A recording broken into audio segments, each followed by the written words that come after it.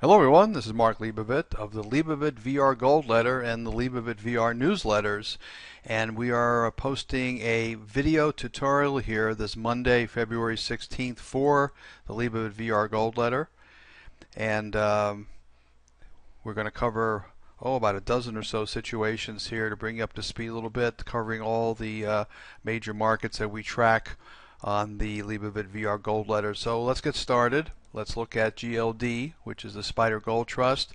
We had a seasonal move into January. Generally, it carries into February, so it topped out a bit early, but we've had a nice correction here. We have a gap above the market which could be filled. We have gold rallying in currencies all over the world because of the weakness in those currencies. Only the US dollar, I believe, has been artificially held higher. Even that's showing some signs of possibly topping out here. We'll show that to you a bit later. GTU, which is the Central Gold Trust, which is a pure gold play as well. Similar pattern, holding support here above that moving average, which is that 50-day blue line that you're looking at. Momentum seems to be bottoming out here a little bit, so a surprise could come here to the upside, looking at the metals. Let's put up silver. This is a silver ETF, the Silver Trust, positive Leibovit volume reversal on Friday, holding support here, momentum turning higher. So we might have seen the correction in the silver as well. Let's look at GDX, which is the market vectors gold miners. This is the big gold miners. Not as clear a pattern here, but we have pulled back off recent highs, and momentum is starting to turn up a little bit. So I'm giving it the benefit of the doubt, particularly with what I see in gold itself. GDXJ, as you know, is the market vectors junior gold miners. Similar pattern, holding support here. Momentum start to turn higher here a little bit, which is encouraging. Let's look at copper vis-a-vis JJC, which is the copper ETF, and positive volume came in on Wednesday. I'm circling it here, way oversold. I think copper came down in sympathy with crude oil, and it's way overdone here to the downside. So we would encourage a long play here, if for no other reason to fill some of these gaps above the market. But we could be seeing a little bit of a turn here. Let's look at Freeport FCX, which part gold, part copper, but mostly copper. Positive volume came in about 4 or 5 days ago here, starting to trend higher.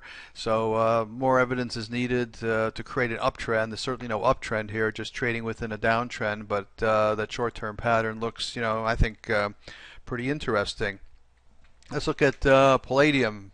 ETFS physical palladium ETF, positive volume reversal on Friday, showing some life here. This is down from the 900s to the low 700s, so I think it's due for a turn here, and particularly it seems to be tied to what happens in the equity markets to a certain degree, and also, as you know, tied to the automotive industry because of the catalytic converter correlation that is between platinum and palladium and their use in the automobile industry. Let's look at little PAL. This is very speculative, but I recommended this recently.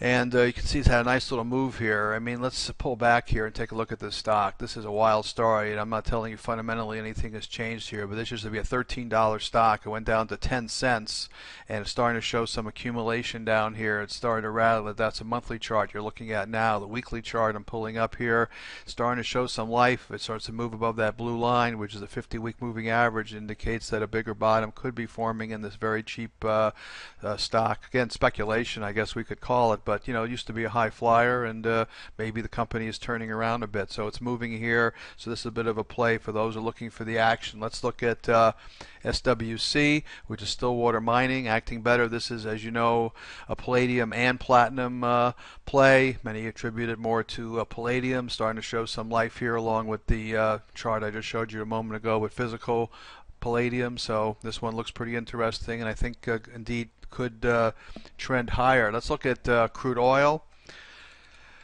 via OIL, which is the iPath S&P GSCI crude oil ETN, And a very interesting situation here. As you know, we had a big break in crude oil. A lot of the stocks came down. Many rallied more dramatically than we're seeing here in this OIL ETF.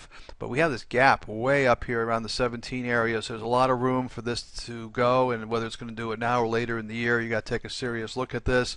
My gut feeling is we could trend a bit higher, pull back, and then run again, taking a multi-month perspective. So we got to trade it just in case there is another break in the crude oil. But some of my work is pointing more to slightly higher prices before we would see any of that type of more serious correction. So we're just going to have to be patient here and take it a day at a time. But I think overall you have to buy the dips here. Let's look at a couple of the gun stocks. Ruger, RGR, which has been a favorite of mine for a long time. Let's step back and take a look at this thing. This stock basically dropped significantly from the 80s. 85, 86, all the way down to the 30s. This tells me that it's going up. This is a significant correction. We have positive volume coming off a bottom. I don't know if it's going to make a big move here, but it has a lot of room to the upside. So I like Ruger. I also like Smith & Wesson, which also came down big. Had a nice correction. We were playing this, got out of it. We're back in it again. Big negative volume reversal back here last summer. Big correction, starting to move back up again. And positive volume before the turn. So the gun's looking pretty good. We're not looking at Taser just now, but we could.